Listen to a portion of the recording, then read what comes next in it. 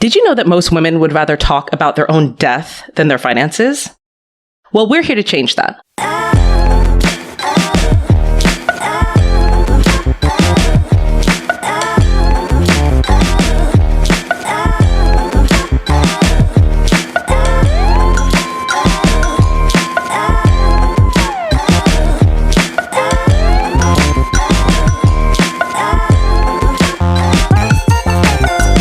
Welcome to Bixie Speak, where we speak honestly about money and share our personal stories of making it, losing it, and investing it.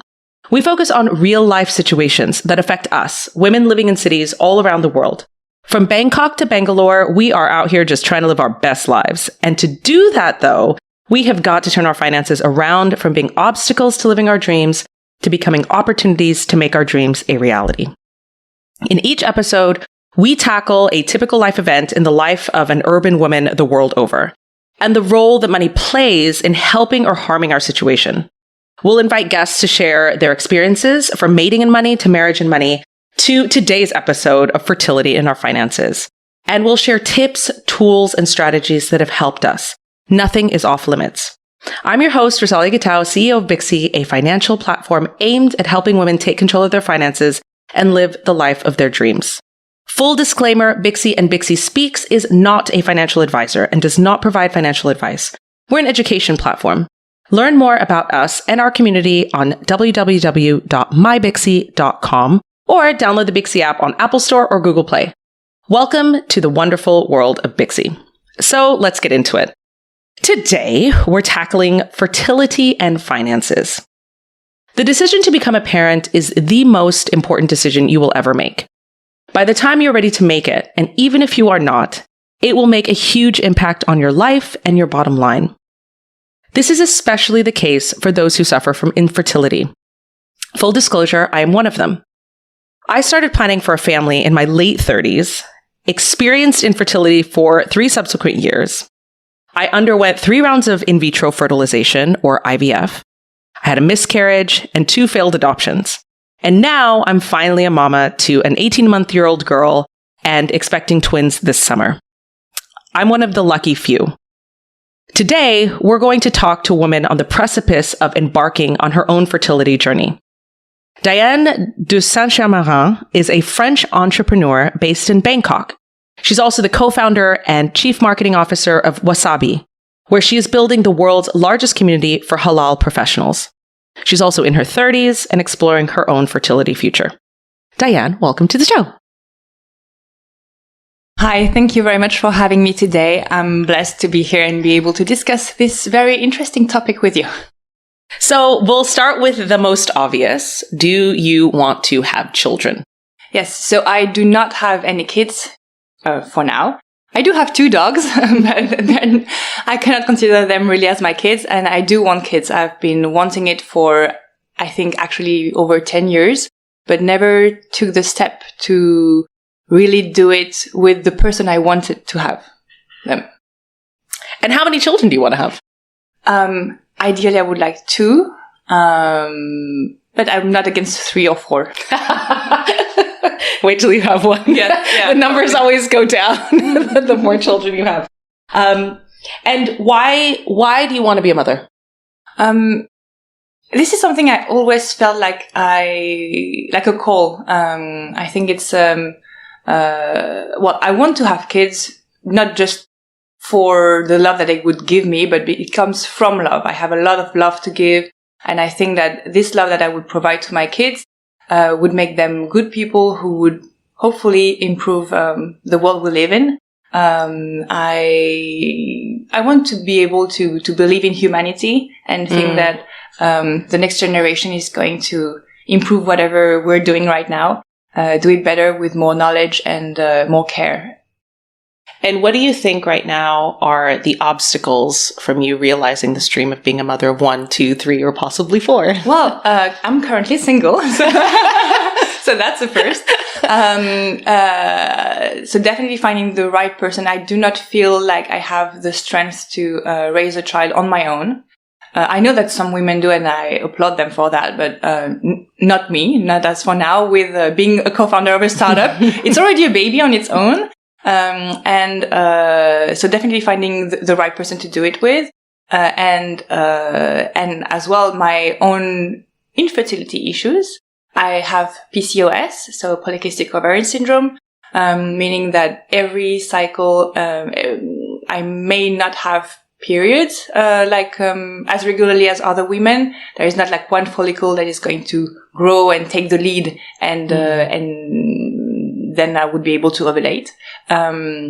So that's definitely an infertility issue. I think 10% of women allegedly have this PCOS syndrome, PCO syndrome, and another thing, I need to have someone who's maybe more financially stable than I am with my startup.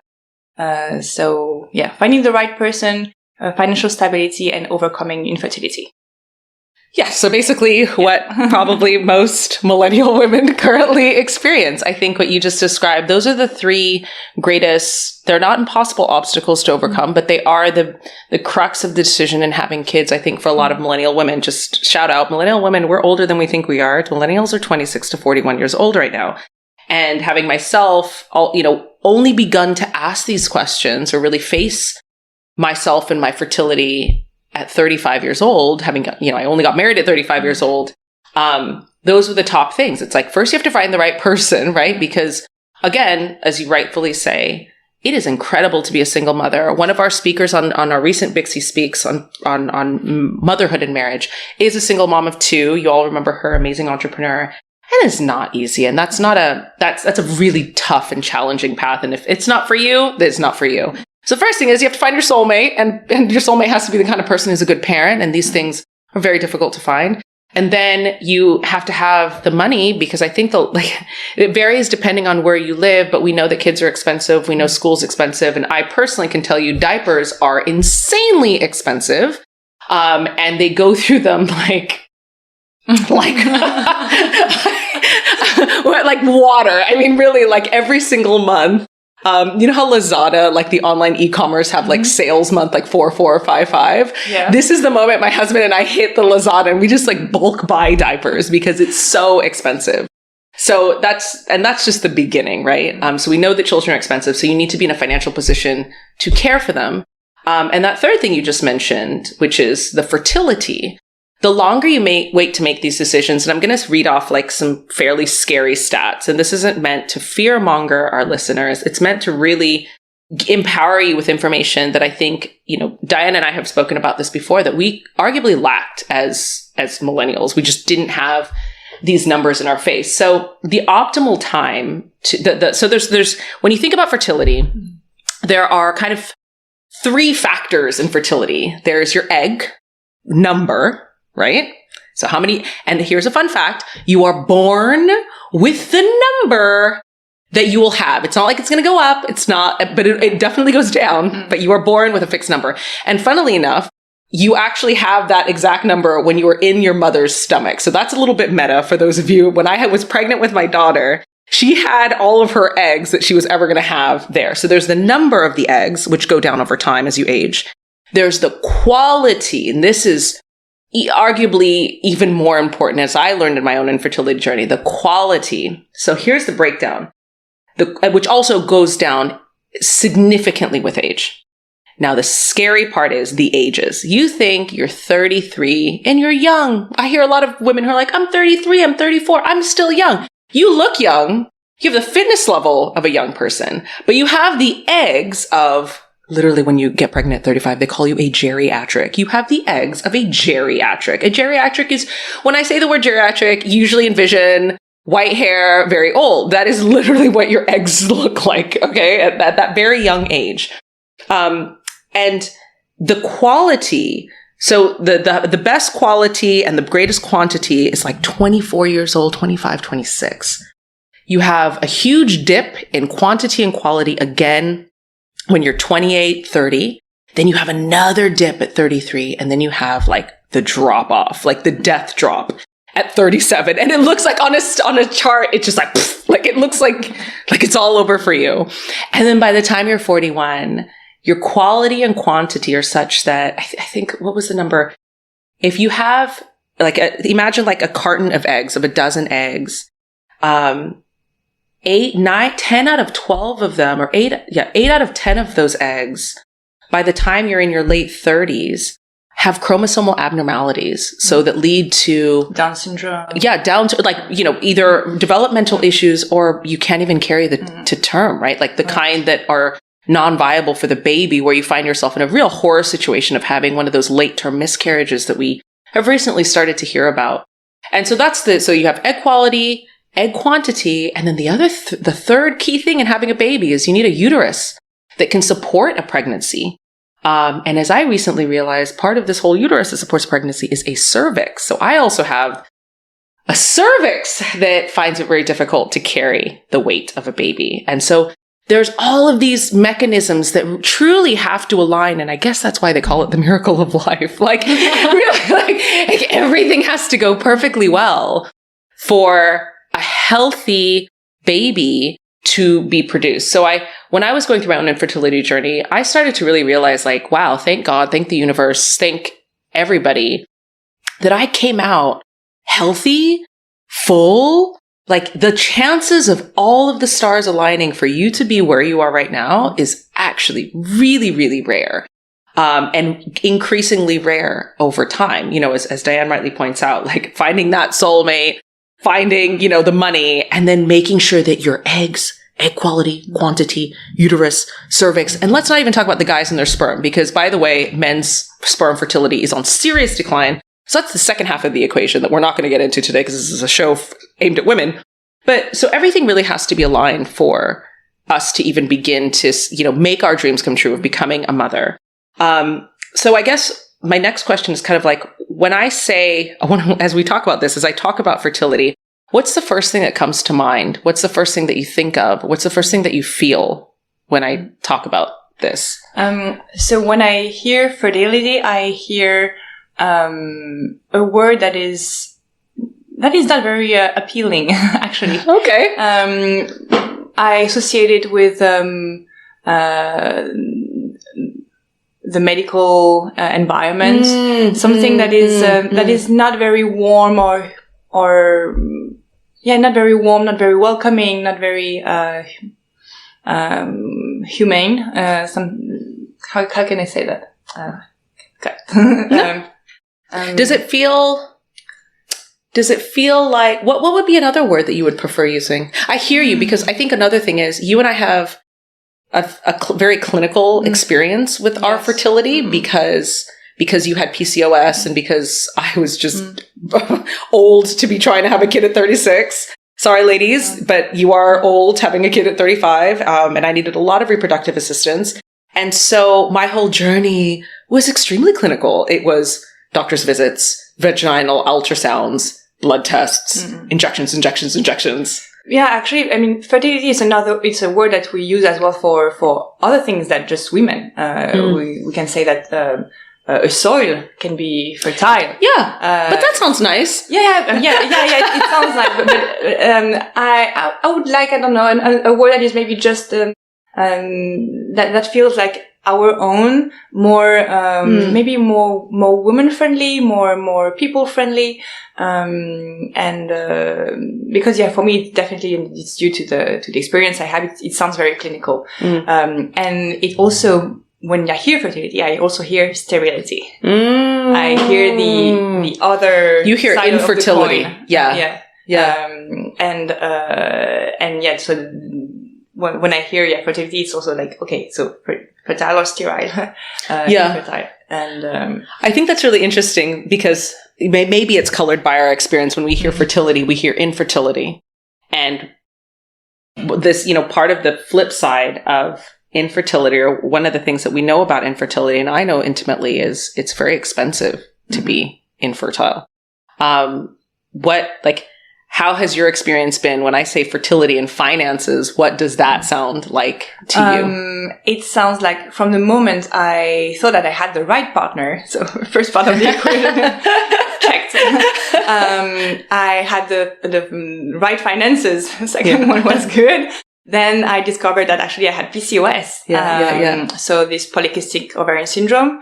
And at the time I was in France, and I was extremely lucky to be in an environment where basically all your visits to the gynecologist to get your ovary scanned and it's all taken care of by the system. That is incredibly lucky. It is. It's crazy. But I spent, I think, 6 months until we decided to move to Malaysia.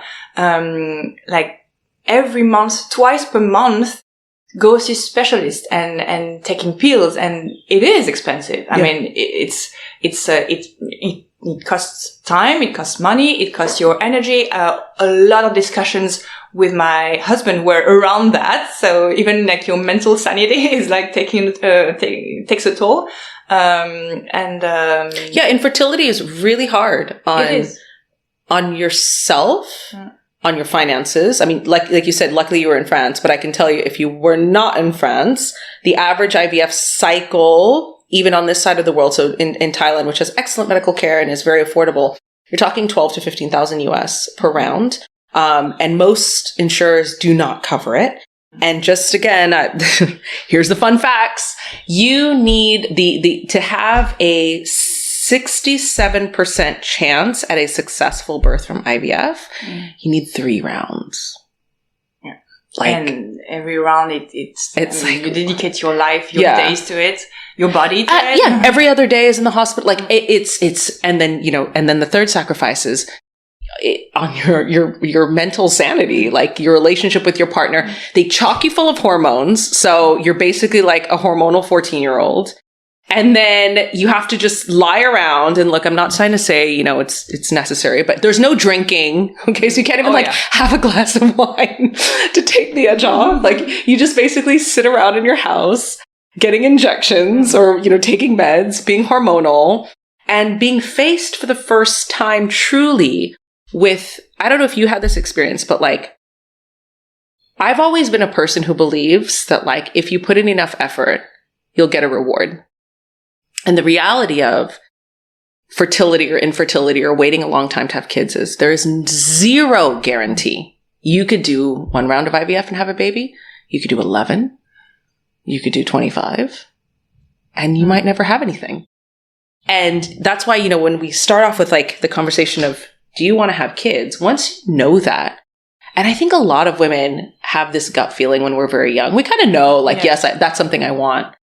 I always just want people who, when I ask that question, and if somebody has a sure answer, like, yes, I always say, look, start young, like, or you don't have to have the kids today, but do something about it sooner than later, because the later you go, the less likely that dream is to become a reality. And there's absolutely no guarantee. And that was another thing. Like, I always thought IVF was like this weird guarantee because, our generation had always been like the number one priority was don't get pregnant, right? Like, don't get pregnant, get on birth control, don't get pregnant. And to suddenly do this about face in our mid-30s where we're like trying to get pregnant, I just thought it was really easy. I honestly thought like if I just had like a bad one night stand, I could get pregnant. It turns out like, that is not true. Like I could have been actually having a lot more one night stands as it turns out in my 20s, and it probably nothing would have happened. But yeah, like that notion that it's a guarantee that it's going to happen, even with all of the amazing reproductive assistance, like it's not a guarantee. And that's a really daunting, I know so many women, and I'm sure you do too, where they're still hoping, and it can be a very excruciating experience to have so much hope for something that you want so much that you might never get. Yes. Yeah. So going back to what you said regarding our generation, it's true. And in France, we have the chance to have this sexual education classes and so on. But every time that we talk about pregnancy, we say risk of pregnancy.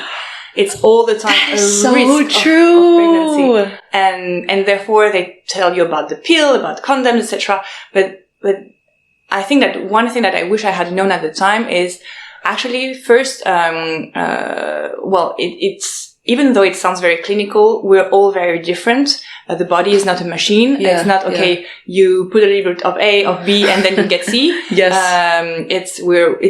medicine is science, but it has its own limit. I mean, we're all very different, and we react very differently to hormones, etc. And for me, I'm sure that the first pill I had definitely like destroyed my system. I had I can share it. Had this experience where I took the pill. I was a young teen for the first time, and the specialist I saw told me, with very convincing studies, he was part of a committee saying that actually you should not have your period, because as soon the more periods you have, it's like an empty cycle. Then you get more risk to have cancer later on, like uterus cancer.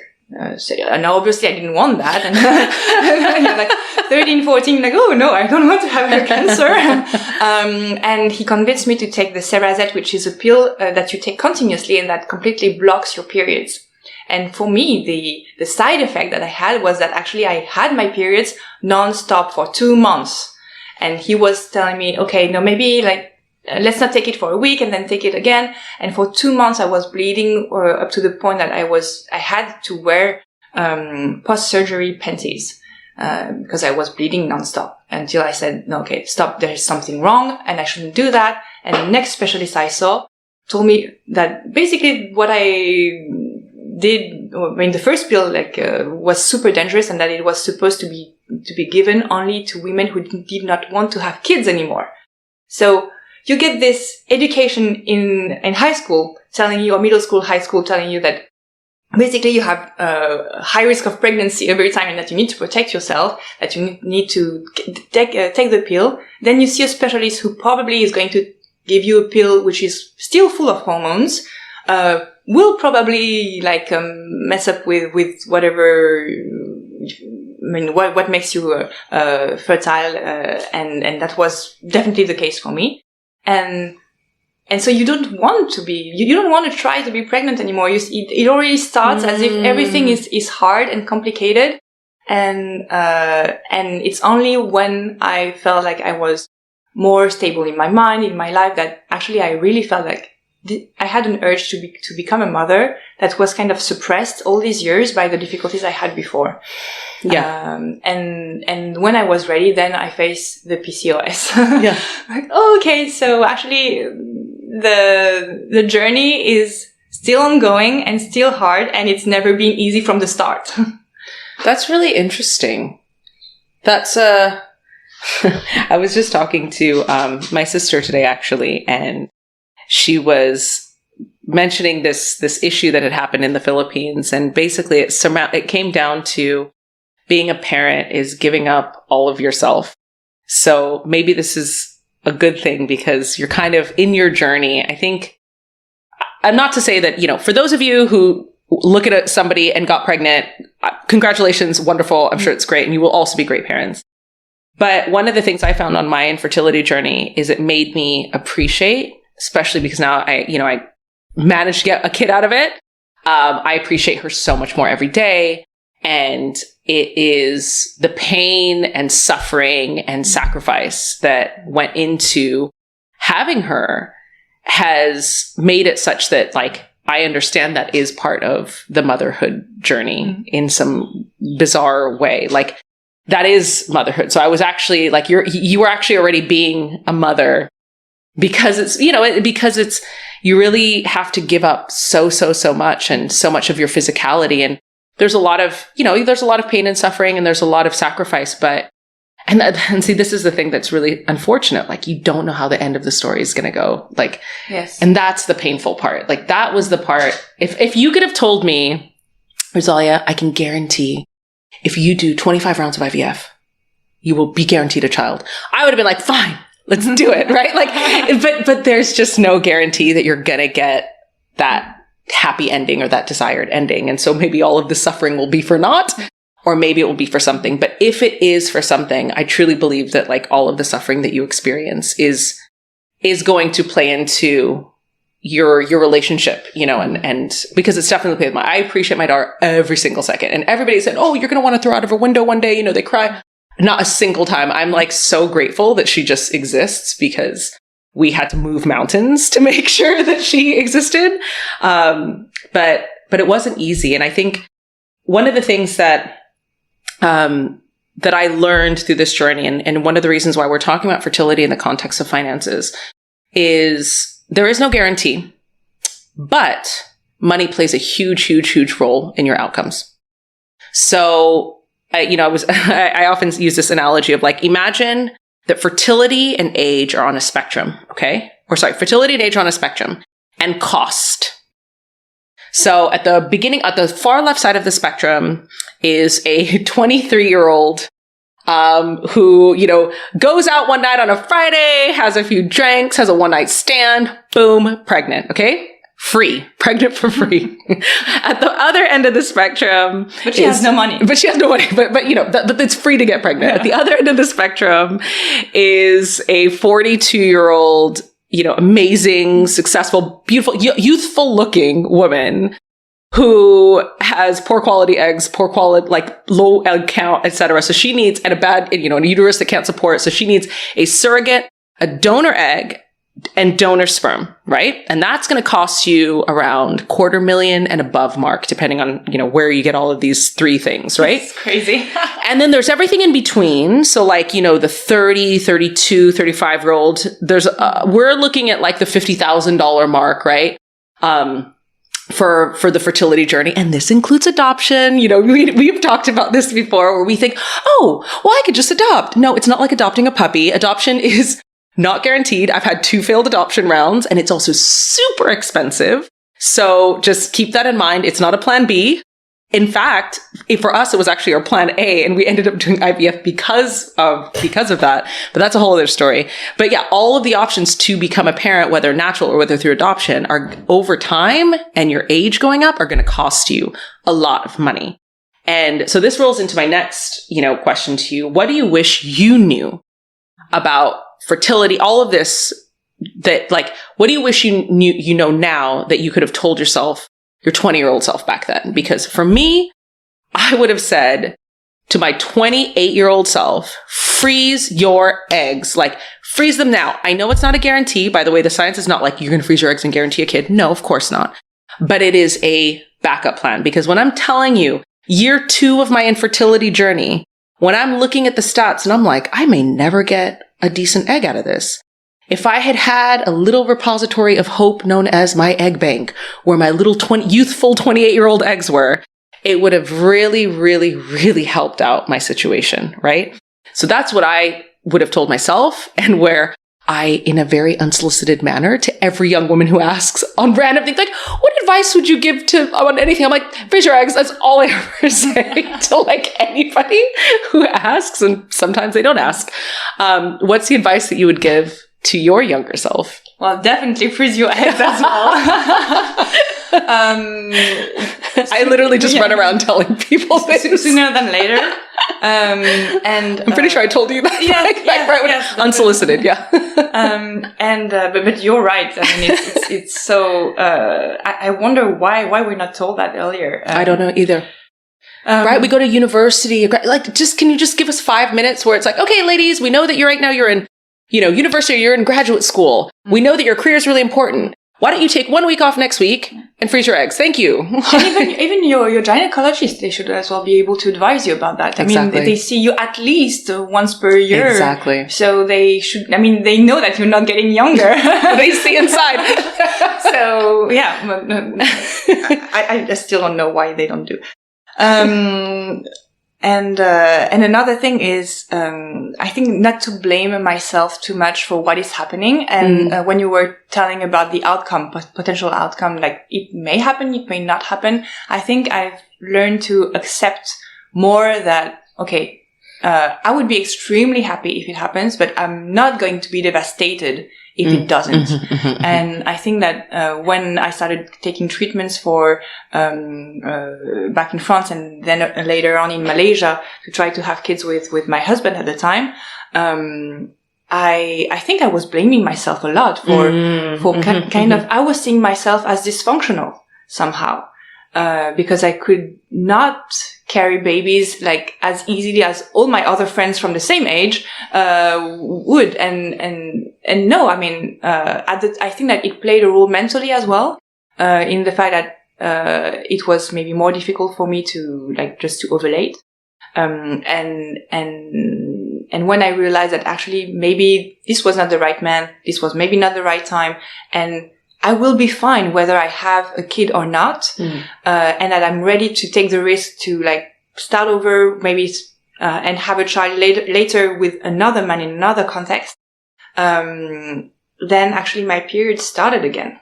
Mm-hmm, mm-hmm. So after 3 years of amenorrhea where I didn't have any periods unless I was taking medicine, the simple fact that I made peace with myself and with the situation and really to put myself first, kind of triggered for the first time, a non-medical period. Mm.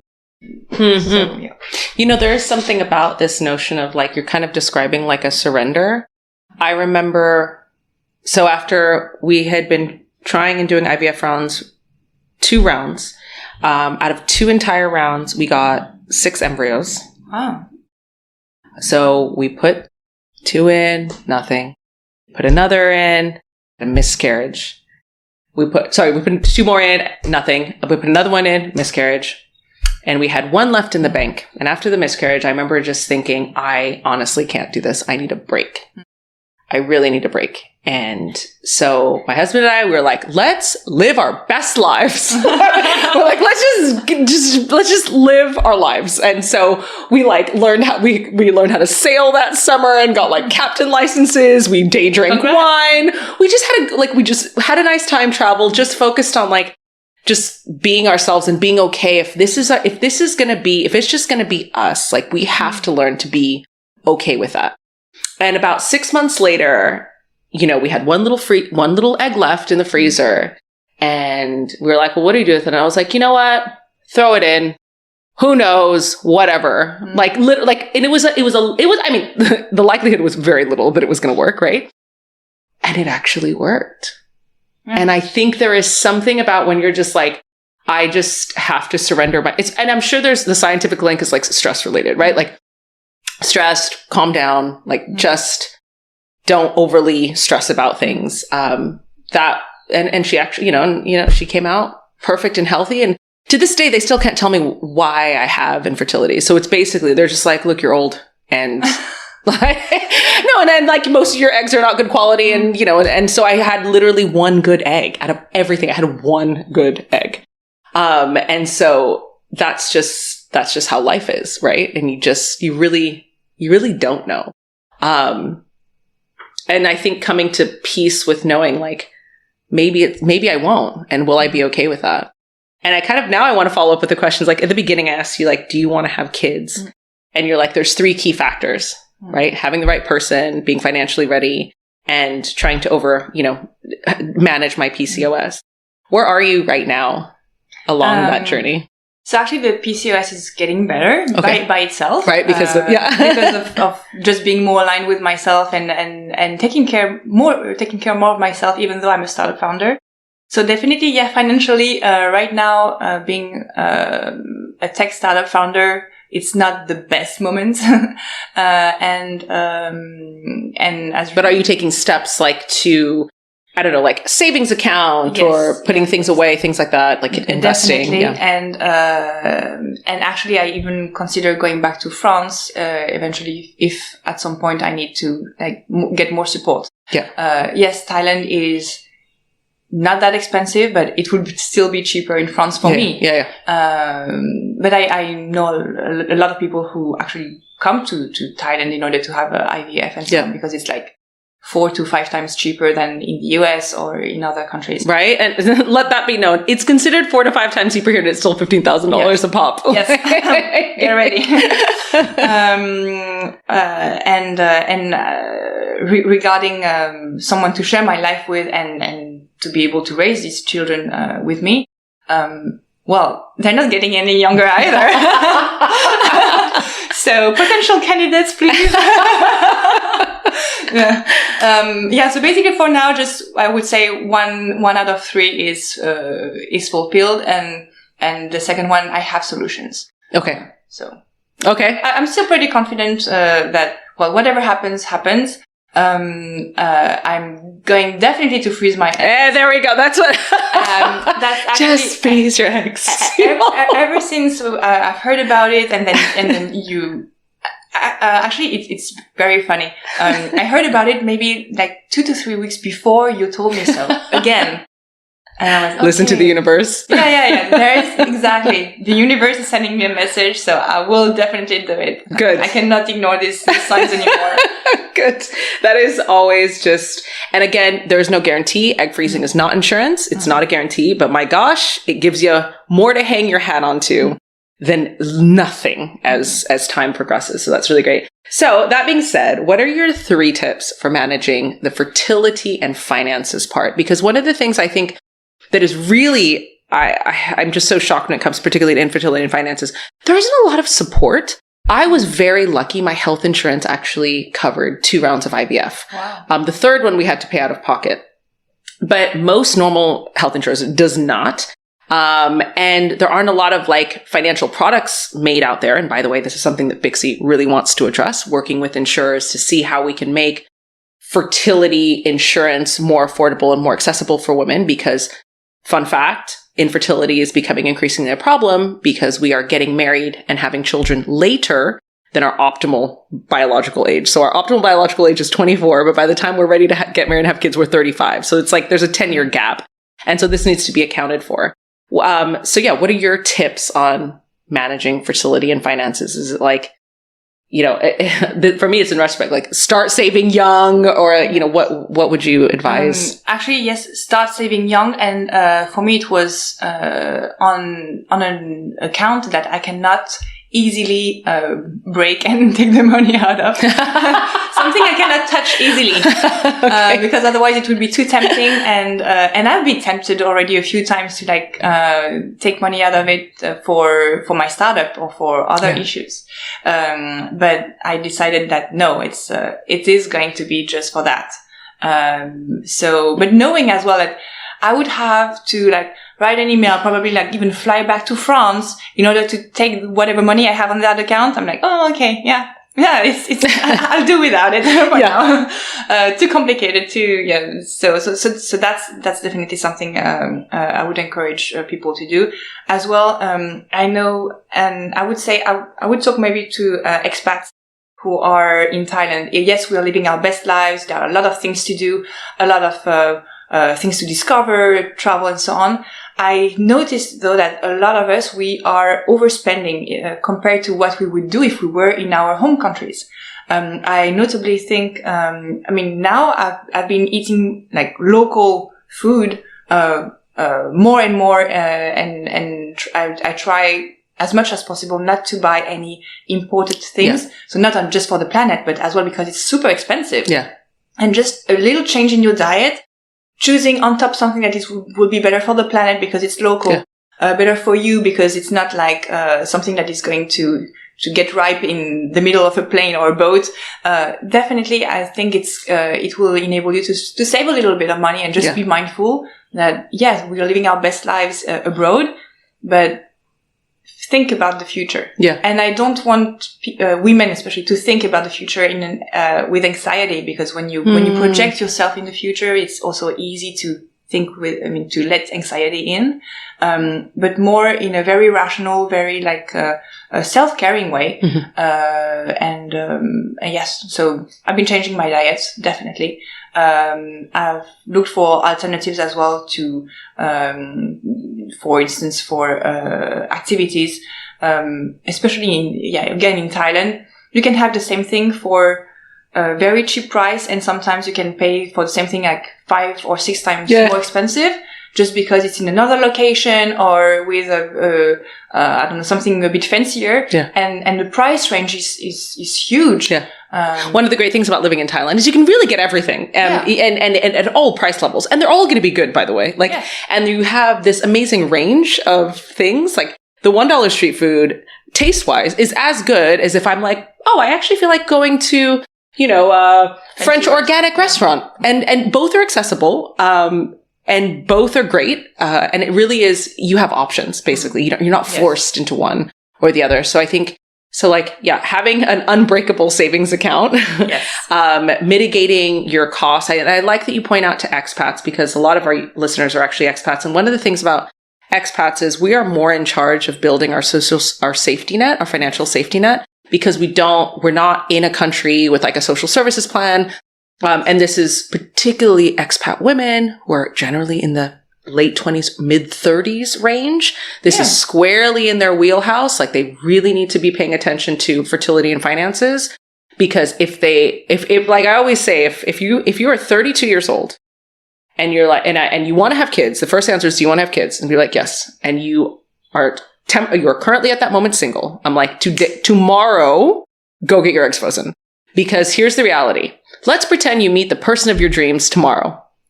You're not going to get married tomorrow because that would be weird. Maybe you will, but more likely you won't. Let's pretend it's like dating for a year, then it's like engagement, then it's wedding. You're 35, so you're at the first part of the cliff. And then, most people don't want to have kids right when they get married. They're like, oh, let's enjoy each other's company. And then you're 36. I was in this position. And then you're really in the cliff. And so you really do have to start planning that 5 years ahead of time. And this is particularly the case for expat women living our best lives. And so you really need to be very cognizant that, yes, I'm young right now, but even if I'm at my soulmate of my life, it's probably not going to be another 4 years until we are seriously like, let's make a baby. And then I'm already a little bit on the older side. So I think that's a really good tip. And then the last thing is, like you said, project positivity into your future. I think anxiety and stress is really obviously very bad for your health. Definitely doesn't help your fertility journey, as you and I have experienced ourselves. And how do you project a positive future? Because having been in the depths of it, it's really hard. What is the method or strategy for projecting a positive future? Like if you are deep in it right now. Okay, but it's very personal to me. I really trust more the process, and whatever happens, I know that there is something good out of it. I've been like through ups and downs, a lot of downs, like deep ones. And actually, I know that right now, even though I've been through a lot, I'm much happier now than I was 2 or 3 years ago. And I'm confident that in 2 or 3 years, I will be happier than I am right now. I know that I'm taking good care of myself. I trust whatever happens for the best. It doesn't mean that I surrender completely to everything. I do not accept everything, and I will still continue to fight for what I believe, and notably to have kids. But I'm not going to put myself in danger for the sake of having a child. And where does your faith come from? This sounds is it religious or is it? I'm not a religious person, but I'm definitely spiritual. And this has brought me to where I am now, to meet incredible people from all different religions and faith. Maybe just trust in the universe. I mean, a few years ago, I think that if I had faced what I faced recently with the same mindset, I would have just maybe killed myself, to be very honest. So I can see that being surrounded by caring people who put me back on track, who made me believe in myself again and believe in whatever the world has amazing to offer, despite everything. It makes me trust the universe more and destiny. I love it. I think I'm just going to end there. It makes me feel... I too am going to put my faith and my trust into the universe. I love the confidence that you exude when you say that, because it's everything. My sister is actually a woman of great faith. And she also exists in this, like she really believes all things are for the good. And and sometimes I'm like, God, where do I buy that belief, that confidence? But I'm going to try and meditate on it, because you have that as well. So thank you so much for sharing today this extremely personal journey. I really appreciate it. And I know our listeners really appreciate it. I know a lot of you are either in the thick of it on your own infertility journeys. And when I would have loved to hear a conversation like this, because talk about looking for faith. I was hanging my hopes onto anything out there, but to close with Diana's words, it will all it's all for the good, and just really have faith in the universe. And I think that's a perfect way to end it. So thank you again for being a guest on today's episode. For all of you, don't worry about jotting down all of these tips rapid fire. We'll be providing supportive material that will be available in the Bixie app. So run over to the Google Play and Apple Store to download it. We'll have reference materials to help you along your journey. So what do we always say at Bixie? You have to take action today. So join the Bixie movement, download the app, visit our website, join our weekly live events every Thursday. Do whatever you have got to do to make that money, honey. So please join us for our next episode of Bixie Speaks, where we will explore another topic that is extremely close to my heart. Teaser. I'm your host again, Rosalia Gitao. Over and out.